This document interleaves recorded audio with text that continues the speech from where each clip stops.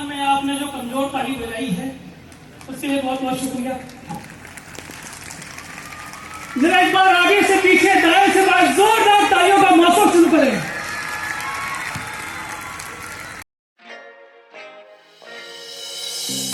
सबसे पहले एंकर साहिबा को निपटाता हूं।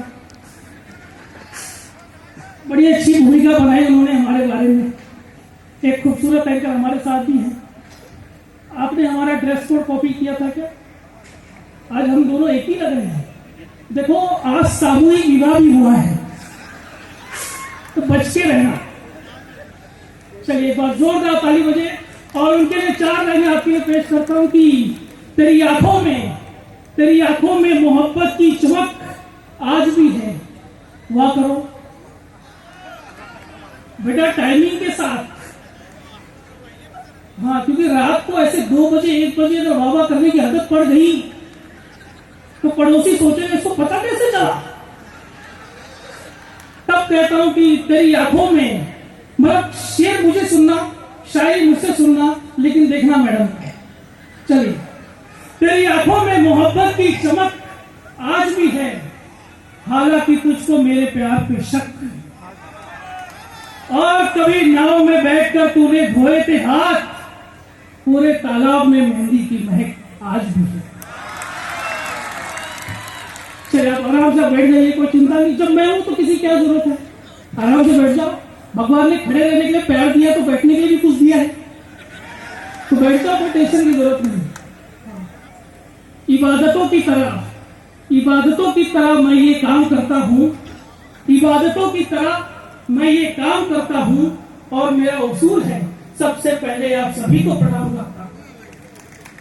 पंडाल में आपके समूह में रखता हूं। अगर लगे बात सच्ची हो तो आप सबका समर्थन चाहूंगा कि गुरु नानक, और इस महोत्सव को यहां से खड़ा करना कि गुरु नानक संत कबीर जायसी के आंगन में पली हुई। गुरु नानक संत कबीर जायसी के आंगन में पली हुई, कवि केशव के घर से निकली रत्नों में मड़ी हुई।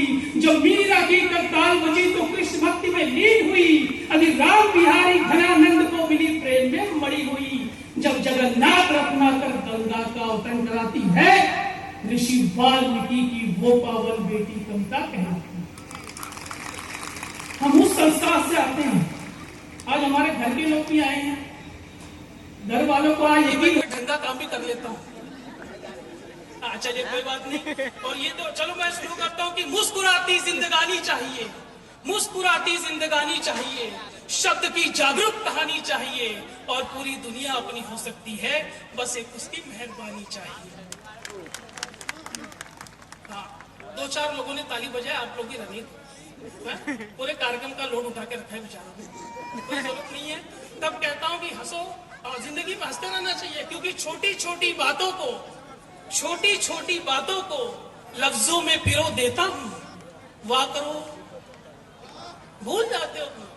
3 दिन से मौसम चल रहा है फिर भी वाह करना भूल जाते हो। बेचारे एंकर साहिबा मैडम ताली बजाओ बोल बोल के थक गई। तुमको क्या ये लोग ताली बजाने वाले लगते हैं? भाई माल ओरिजिनल होगा तो ताली अपने आप बजेगी, तो बोलने की क्या जरूरत है? और तुम्हारी गलती भी नहीं है, तुम अच्छा बोलते हो, लेकिन लोगों का ध्यान मैडम के ऊपर है, तो वो सोच रहे कि भाई इसको सुनूं या इसको देखूं, तो उसकी कंफ्यूजन नहीं है। ये तो बहुत बढ़िया है। और ये अच्छी बात है कि आयोजन समिति ने मुझे पहले ही बता दिया कि आपको इतने समय पढ़ना है, 10-20 मिनट में हूँ आपके बीच में मैं, नहीं तो ये तो फिर भी ठीक है।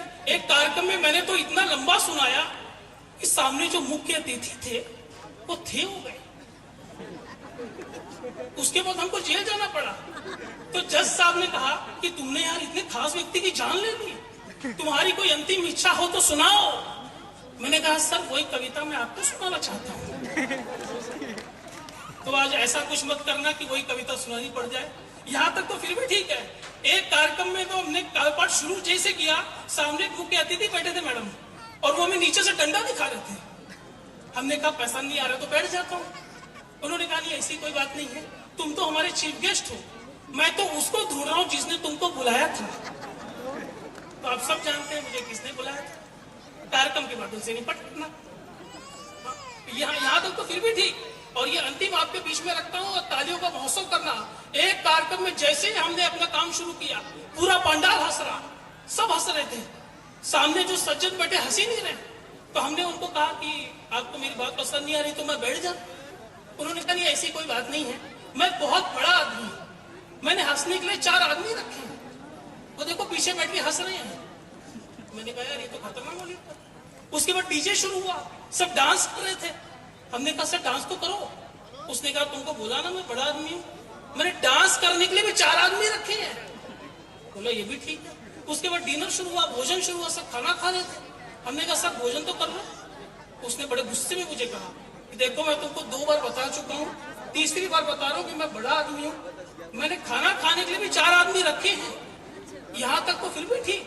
4 महीने बाद उसकी शादी हुई। हमने आज तक नहीं पूछा वहां कितने आदमी लगा रखे। उसके बाद वो हनीमून गए, मैंने फिर भी नहीं पूछा कि वहां कितने आदमी लगा रखे, क्योंकि जिंदगी में कुछ काम ऐसे जो हमको खुद करना चाहिए। लेकिन देखिए जौनपुर के लोग, हमारी जो आदत होती है वो कभी जाती है क्या? बताओ। हाँ तुम यहाँ थे, मैं तो तुमको आगरा में ढूंढ रहा था। कोई बात नहीं, बढ़िया सुनते रहो। मैं आदत की बात कर रहा था, जिसकी जो आदत होती है वो जाती है क्या? बताओ जरा, आपकी जवाब मुझे मिले, आपकी हाजिरी मुझे मिले तो सब चरणों को प्रणाम करना जरूरी है। क्योंकि वीवीआईपी बैठे और देखो वीवीआईपी लोग बड़े खतरनाक होते हैं, क्योंकि आप लोग की वजह से मैं बचपन से बहुत पिता गया हूँ। हमारे माता पिता हमेशा कहते थे कि अच्छी पढ़ाई करो, डॉक्टर बनो, इंजीनियर बनो, डीएम बनो, एसडीएम बनो, विधायक जी बनो, मंत्री जी बनो। बचपन से आप लोग के नाम पे मैंने बहुत मार खाया है। लेकिन उसी दिन, मैं तो बहुत छोटा था, लेकिन मैंने तय कर लिया था कि जिंदगी में एक दिन कोई ऐसा काम जरूर करूंगा कि पूरा जौनपुर बैठ के मुझे सुन रहा होगा और मैं उनको सुना रहा हूँ।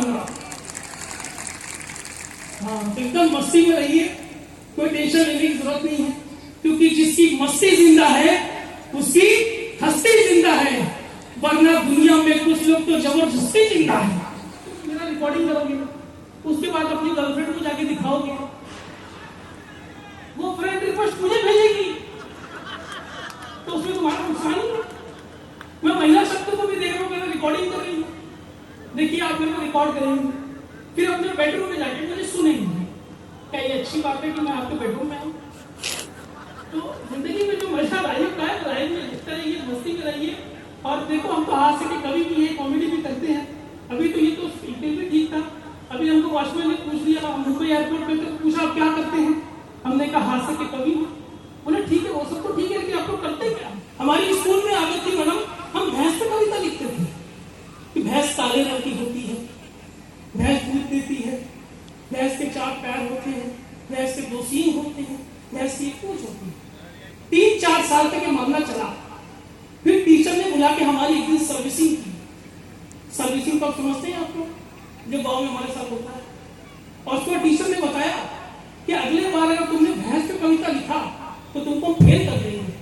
तो अगली बार हमने कविता लिखा ताजमहल पे, और 4 लाइन उस पे लिखा, सुनाना चाहता हूं कि आलिंगन को तरस रही है 4 मीनारे ताज की, आलिंगन को तरस रही है 4 मीनारे ताज की, 2 बाहें शाहजहां की और 2 बाहें मुमताज की। हाँ समझ लो तुम्हारे लक्षण। हाँ, उसके बाद मैंने कविता शुरू किया, ताजमहल पे कविता। ताजमहल बहुत खूबसूरत है, ताजमहल सुंदरता का, और मिडिल क्लास फैमिली में एक चीज बड़ा फेमस है, और वो है सेकंड हैंड चीजें। जानते हैं मिडिल क्लास फैमिली में सेकंड हैंड चीजों का बड़ा बहुत महत्व है। हम जो छोटे थे बचपन में, ये बात और है कि बचपन में सब छोटे ही होते हैं। हाँ, तो बचपन में छोटे थे, पिताजी को हमने कह दिया कि हमको एक साइकिल लेके दे दो। उन्होंने सेकंड हैंड साइकिल दिखा दी मुझे। उसके बाद हम बड़े, हमने कहा मुझे बाइक लेके दे दो, तो कहने लगे ठीक है लेके देता हूँ, लेकिन सेकंड हैंड बाइक ले दी। फिर हम थोड़े बड़े हुए, मैंने कहा डैडी कार ले लेते हैं, तो उन्होंने सेकंड हैंड कार लिया। आज ही अध्यक्ष महोदय हमें कह रहे थे कि तुम्हारी शादी करने की उम्र हो गई है। मैंने कहा शादी करने की उम्र हो गई वो ठीक है, लेकिन पिताजी से कहने की हिम्मत नहीं होगी हमारी। तो आप जानते हैं हमारे यहाँ कैसे खतरनाक पिताजी पाए जाते हैं। हाँ खींच रहा ऐसा, लेकिन फोटो खींचता ऐसा मत खींचना कि ऊपर से सूरज त्रिपाठी, नीचे से आलिया भट्ट। क्या करेंगे इतना फोटो खींच? जौनपुर के लोग, इस दुनिया में सबसे आसान काम क्या है? अब मैं धीरे धीरे अपने काम पे आता हूँ। इस दुनिया का सबसे और जौनपुरियों से सीखो। टेंशन लेने का सबसे बढ़िया काम हमारे आइडिया जो उनसे सीखो। चैनल को सब्सक्राइब करो पहले, हाँ जल्दी करो। मुझे पता है कि आप लोग नहीं करते हो, वीडियो देखते हो लेकिन सब्सक्राइब नहीं करते। लाल कलर का बटन नहीं से दबाओ, जल्दी दबाओ, जल्दी दबाओ, फिर मैं शुरू करूँ। दबा दो जल्दी, दबा दिया, घंटी भी दबा देना, ठीक है।